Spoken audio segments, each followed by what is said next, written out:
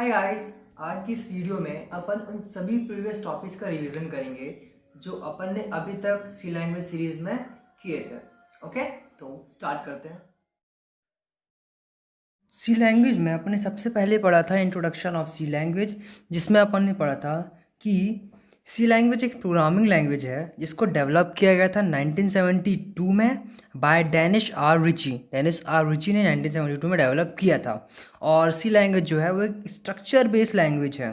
ठीक है, सी लैंग्वेज एक स्ट्रक्चर बेस्ड लैंग्वेज है और सी लैंग्वेज को mother of all other languages भी कहा जाता है। क्यों? क्योंकि जितनी भी लेटेस्ट डेवलप्ड लैंग्वेजेस हैं वो सारी सी लैंग्वेज के ऊपर ही बेस्ड हैं। और इसके बाद अपन ने पढ़ा था स्ट्रक्चर ऑफ सी लैंग्वेज, जो कि शो करता है कि अपन कोई प्रोग्राम सी लैंग्वेज में किस स्ट्रक्चर पे बनाएंगे। ओके, तो सी लैंग्वेज में प्रोग्राम बनाने के लिए सबसे पहले अपन उससे रिलेटेड हेडर फाइल्स को ऐड करते हैं। और हेडर फाइल्स सी लैंग्वेज की वो लाइब्रेरीज होती हैं जिसमें बहुत सारे फंक्शंस होते हैं। तो अपन को कौन से फंक्शन उस प्रोग्राम में यूज़ करना है उसके अकॉर्डिंग अपन हेडर फाइल डिक्लेयर करते हैं। उसके बाद आता है मेन फंक्शन। मेन फंक्शन वो चीज़ होती है जिसके अंदर हम सारी कोडिंग्स लिखते हैं और सारे प्रोग्राम्स और जो भी सिंटैक्स होते हैं, जो भी फंक्शंस होते हैं, वो सब अपन मेन फंक्शन के अंदर ही लिखते हैं। और वो सब क्या कराते हैं? Block of code. ओके, तो इसके बाद आता है step for creating a program. वो स्टेप्स जिसको यूज़ करके अपन कोई प्रोग्राम क्रिएट कर सकते हैं। तो इसमें सबसे पहले जो फर्स्ट स्टेप होती है वो होती है हेडर फाइल इंक्लूजन, मतलब हेडर फाइल्स को इंक्लूड करना। उसके बाद मेन फंक्शन लिखना। वो वॉइड मेन फंक्शन है, इंटीजर मेन फंक्शन है, जो भी मेन फंक्शन हो वो अकॉर्डिंग टू वेरिएबल होता है और अकॉर्डिंग टू प्रोग्राम होता है। उसके बाद कर्ली ब्रेसेस को ओपन करना, फिर वेरिएबल्स डिक्लेयर करना अपने प्रोग्राम के हिसाब से या फिर अपनी रिक्वायरमेंट के हिसाब से वेरिएबल्स को डिक्लेयर करना। ओके, इसके बाद आता है वेरिएबल्स की वैल्यू इनपुट करना। जैसे अपन को अगर दो नंबर का सम फाइंड करना है तो उसके लिए अपन दो वेरिएबल्स इनपुट करेंगे, एक्स और वाई। तो इस स्टेप में अपन या तो एक्स और वाई की वैल्यूज़ गिवन देंगे या फिर वो प्रोग्राम्स लिखेंगे या फिर वो स्टेटमेंट्स लिखेंगे जिससे इनकी वैल्यू अपन बाद में इनपुट कर सकें। ओके, और इसके बाद आता है वो फॉर्मूला लिखना जिसकी हेल्प से प्रोग्राम अपन को रिजल्ट देगा। ओके, जिसकी हेल्प से अपनी प्रॉब्लम को प्रोग्राम सॉल्व करेगा। इसके बाद आता है रिजल्ट को या फिर जो भी वैल्यू अपन चाहते हैं उसको रिजल्ट में डिस्प्ले करना। और इसके बाद लास्ट आता है कर्ली ब्रेसेस क्लोज करना। यहाँ तक अपना प्रोग्राम जो होता है पूरा कंप्लीट हो चुका होता है। और इसके बाद आएगा प्रोग्राम को सेव करना। सेव करने के लिए अपन F2 का यूज़ कर सकते हैं या फिर फाइंड मेन्यू में जाके सेव को चूज़ कर सकते हैं। ओके, और फिर इसको करने के बाद एक सेव का डायलॉग बॉक्स ओपन होता है, उसमें अपन फाइल का नाम लिखते हैं और उसका एक्सटेंशन जो है वो .c रखते हैं। तभी जाकर वो फाइल जो है सी लैंग्वेज के फॉर्मेट में सेव होती है। इसके बाद आता है कंपाइल करना और फिर रन करना। अगर फिर कोई प्रोग्राम में कोई एरर नहीं होते तो प्रोग्राम अपना इजीली रन हो जाता है। ओके, इसके बाद अपन ने पढ़ा था सी लैंग्वेज सीरीज़ में डेटा टाइप्स। ओके, तो सबसे पहले समझते हैं डेटा टाइप्स क्या होते हैं। तो डेटा टाइप्स वो होते हैं जो अपन को बताते हैं कि वेरिएबल्स जो अपन ने डिक्लेयर किए हैं वो किस टाइप की वैल्यूज़ को होल्ड करने वाले हैं। ओके, सो डेटा टाइप क्या होते हैं? डेटा टाइप अपन को वेरिएबल की वैल्यूज़ बताते हैं कि वो डेटा या फिर वो वेरिएबल किस टाइप का डेटा स्टोर करने वाला है। वो इंटीजर स्टोर करेगा, अल्फ़ाबेटिकल स्टोर करेगा, या फिर इंटीजर, नंबर या अल्फ़ाबेटिकल किस टाइप का डेटा वो स्टोर करने वाला है। ये वेरिएबल जो कौन बताता है? डेटा टाइप बताता है। तो डेटा टाइप जो होते हैं चार टाइप्स के होते हैं: basic data type, derived data type, user defined data type और वॉइड। ओके, तो इस सेक्शन में हमने केवल बेसिक डेटा टाइप को डिफाइन किया था और एक्सप्लेन किया था, क्योंकि बाकी सारे जो हैं वो इंडिपेंडेंट खुद में टॉपिक्स थे। तो इंटीजर डेटा टाइप का जो यूज़ होता है वो तब होता है जब अपन को नंबर्स स्टोर करने हो, जैसे 1 2 10 1000 विदाउट पॉइंटेड नंबर। अपन पॉइंट वाले नंबर स्टोर नहीं कर सकते इंटीजर में। अपन 1.5 या 6.2 ऐसे नंबर्स स्टोर नहीं कर सकते हैं। अपन केवल इसमें 1 3 4 या ऐसे नंबर्स स्टोर कर सकते हैं। उसके लिए कौन सा यूज़ होता है? इंटीजर। इसके बाद आता है कैरेक्टर। तो कैरेक्टर का यूज़ होता है अल्फ़ाबेटिकल वैल्यूज़ को स्टोर करने के लिए, ए से लेके जेड तक और ए से लेके जेड तक, कैपिटल या स्मॉल में। इसके बाद आता है फ्लोट, और फ्लोट का यूज़ होता है पॉइंटेड वैल्यूज़ को यूज़ करने में, जैसे 1.5, 2.6.2 और अदर टाइप की ऐसी वैल्यूज़ को स्टोर करने के लिए अपन फ्लोट का यूज़ करते हैं। इसके बाद आता है डबल। डबल जो है पॉइंटेड वैल्यूज़ को स्टोर करने के लिए यूज़ होता है, बट ज़्यादा, जैसे 1.9724 ऐसा, जिसमें पॉइंट के बाद काफ़ी सारी वैल्यूज़ हो, उनको स्टोर करने के लिए अपन डबल का यूज़ करते हैं। और इसके बाद आता है वेरिएबल इन सी लैंग्वेजेस। तो जैसा कि मैंने बताया कि वेरिएबल्स अपन डिक्लेयर करते हैं, बट वेरिएबल्स होते क्या हैं? तो वेरिएबल्स सी लैंग्वेज में एक कंटेनर की तरह होते हैं जो कि वैल्यूज़ को होल्ड करते हैं, जिनका यूज़ हमें प्रोग्राम में करना है। ओके, तो वेरिएबल्स कंटेनर्स होते हैं जो कि वैल्यूज़ को होल्ड करते हैं, जिनका यूज और प्रोग्राम में करने वाले हों। ओके, फाइनली इसका यही होता है। तो वेरिएबल डिक्लेयर करने के कुछ रूल्स होते हैं। फर्स्ट रूल ये होता है कि वेरिएबल का नेम जो है हमेशा अल्फ़ाबेट से स्टार्ट होना चाहिए। ओके, वेरिएबल का नेम हमेशा अल्फ़ाबेट से स्टार्ट होना चाहिए, जैसे ABCD या SYZ जो भी हो। और वेरिएबल के बीच में अपन स्पेस या डॉट, स्पेस और डॉट का यूज़ नहीं कर सकते, वो अलाउड नहीं है।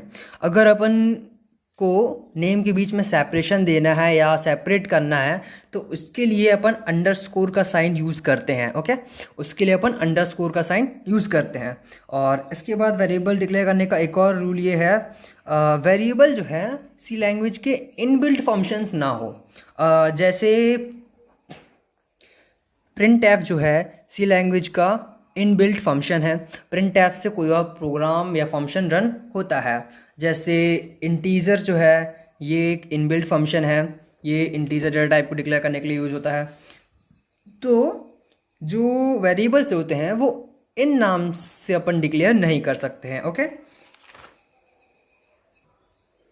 इसके बाद आता है इनपुट और output statements. Okay, input output statements वो स्टेटमेंट्स होते हैं जिनका यूज़ अपन कोई वैल्यू इनपुट करने के लिए, मैसेज इनपुट करने के लिए, या फिर कोई रिजल्ट को ही आउटपुट पर शो करने के लिए यूज़ करते हैं। ओके, तो जो इनपुट ऑपरेटर होता है या फिर इनपुट स्टेटमेंट होता है वो होता है प्रिंट एफ। ओके, वो क्या होता है? Print F. प्रिंट एफ का सिंटैक्स यही होता है।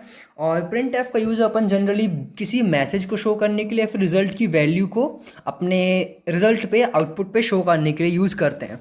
तो अगर अपन को किसी कोई मैसेज शो करना है अपने प्रोग्राम रन टाइम पे, रिजल्ट डिस्प्ले पे, तो उसके लिए अपन प्रिंट एफ और सेमी कॉलम के अंदर जो भी आपका मैसेज है उसको लिख के क्लोज कर देंगे। ओके, और अगर अपन को कोई वैल्यू, मतलब किसी वेरिएबल की वैल्यू रिजल्ट पे शो करना है, तो उसके लिए अपन करेंगे प्रिंट एफ, फिर आइडेंटिफायर नेम, फिर कॉमा, और उसके बाद उस वेरिएबल का वेरिएबल नेम। ओके, इस चीज़ को आपको क्लियर हो जाएगा, एकदम क्लियर विथ एग्जांपल। आप प्रीवियस वीडियोस चेक कर सकते हैं। ओके, और इसके बाद आता है स्कैन एफ। स्कैन एफ का यूज़ अपन करते हैं किसी भी चीज़ को इनपुट करने के लिए। जैसे अपन को किसी वेरिएबल की वैल्यू को इनपुट करना होता है, तो उसके लिए अपन स्कैन एफ का यूज़ करते हैं। ओके, और इसका जो सिंटैक्स होता है वो ये होता है, स्कैन एफ आइडेंटिफायर नेम। इसमें एड्रेस ऑपरेटर अपन यूज़ करते हैं वेरिएबल नेम के पहले।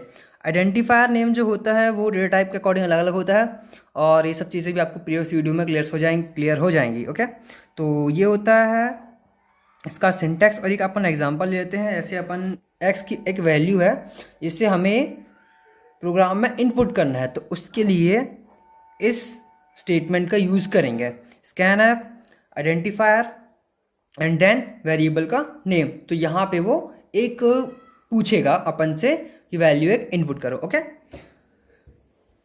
यहाँ पे मैं सब चीज़ बहुत जल्दी जल्दी बता रहा हूँ, क्योंकि अगर यहाँ पे एक्सप्लेन करूँगा तो वीडियो बहुत लॉन्ग हो जाएगा, और इन सब चीज़ों को आप, मतलब बता रहा हूँ कि बस हल्की हल्की क्लियर हो जाए, वापस आ जाए माइंड में। और अगर आपको डाउट हो रहा है तो आप प्रीवियस वीडियोस चेक कर सकते हैं। तो ओके, तो इसके बाद आता है ऑपरेटर इन सी लैंग्वेज। तो ऑपरेटर सी लैंग्वेज में वो फंक्शंस होते हैं जो हमको बहुत सारी प्रॉब्लम्स को या कंडीशंस को सॉल्व करने के लिए यूज़ करते हैं। जैसे अगर अपन को मैथ्स के ऑपरेशंस करने हैं, जैसे अपन को एडिशन करना है, सब्सट्रैक्शन करना है, या फिर कोई लॉजिकल चीज़ें हैं, जैसे किसी दो कंडीशन के ट्रू या फॉल्स होने पे कोई डिसीजन लेना है, तो इन सब टाइप की चीज़ों पे ऑपरेटर्स यूज़ होते हैं। ओके, तो सी लैंग्वेज में जो ऑपरेटर्स होते हैं वो बेसिकली अर्थमेटिक ऑपरेटर होता है, रिलेशन ऑपरेटर होता है, लॉजिकल ऑपरेटर होता है, कंडीशनल ऑपरेटर्स होते हैं, and increment and decrement operators होते हैं। तो सबसे पहले आता है अर्थमेटिक ऑपरेटर। अर्थमेटिक ऑपरेटर में अपन एडिशन के लिए ये साइन का यूज़ करते हैं, subtraction and multiplication, division and modulus. Modulus वो होता है जैसे रिमाइंडर, जब अपन किसी चीज़ को डिवाइड करते हैं जो रिमाइंडर बनता है उसको मॉड्यूलस कहते हैं। जैसे अपन 7 को 2 से डिवाइड करेंगे तो रिमाइंडर कितना बचेगा 1। तो ये वही सारी चीज़ें हैं। और इसके बाद आता है रिलेशनल ऑपरेटर, जो कि दो वेरिएबल्स के बीच में रिलेशन को डिफाइन करते हैं। तो ये है वो सारे ऑपरेटर्स। एंड इसके बाद आता है अपना लॉजिकल ऑपरेटर, जो कि 3 होते हैं, एंड और नॉट, एंड और एंड नॉट। एंड का साइन जो ये होता है डबल एड्रेस ऑपरेटर, एंड और के लिए ये, एंड नॉट के लिए दिस। इसके बाद आते हैं increment and decrement operators. Okay, तो इंक्रीमेंट और डिक्रीमेंट ऑपरेटर्स यूज होते हैं वेरिएबल की वैल्यू पे एक प्लस या एक माइनस करने के लिए। और इन दोनों के दो टाइप्स होते हैं, pre increment operator and post increment operator, और अगला जो होता है वो pre decrement operator and post decrement operator. तो इस चीज़ के बारे में भी आप प्रीवियस वीडियो में चेक कर लेंगे तो आपको एकदम क्लियर हो जाएगा। तो ये था अपने ओल्ड वीडियोस का बहुत जल्दी रिवीजन। मैंने बहुत फास्ट ही किया है क्योंकि वीडियो फिर बहुत लॉन्ग हो जाता। अगर आपको कोई डाउट आ रहा है या फिर कोई चीज़ें क्लियर नहीं हो रही हैं तो आप प्रीवियस वीडियो चेक कर सकते हैं, और फिर भी अगर डाउट हो रहा हो तो आप नीचे कमेंट करके बता सकते हैं। अपन अपने नेक्स्ट वीडियो में फिर नेक्स्ट लेक्चर में कंट्रोल स्ट्रक्चर के बारे में पढ़ेंगे, जो कि ऑपरेटर्स का ही एक पार्ट है।